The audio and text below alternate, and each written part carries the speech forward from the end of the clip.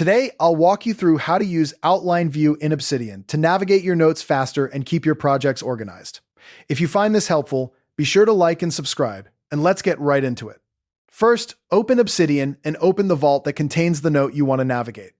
Outline View is a built-in feature, so you don't need any third-party plugins, but you do need to make sure the core plugin is turned on. Go to Settings, then click on Core Plugins, and search for Outline.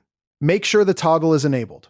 This plugin is what powers the entire Outline View. It simply displays all the headings in your active note, so nothing will show up without it. Next, open a note that contains headings.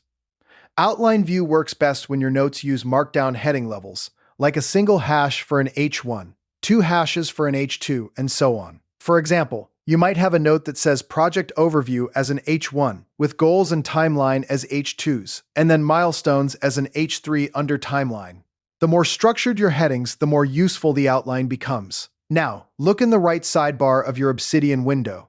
You should see an Outline tab.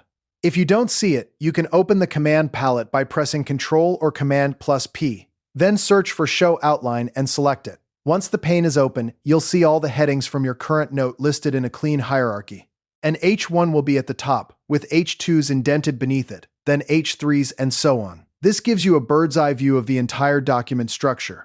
To jump through your note quickly, simply click any heading in the outline pane. Obsidian will instantly scroll to that section. This is especially useful for long notes, where scrolling manually would take forever.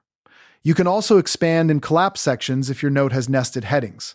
Just click the little arrow next to a heading to hide or reveal its subheadings, helping you focus on exactly what you need. Finally, as you scroll through your document, the outline pane will highlight your current position.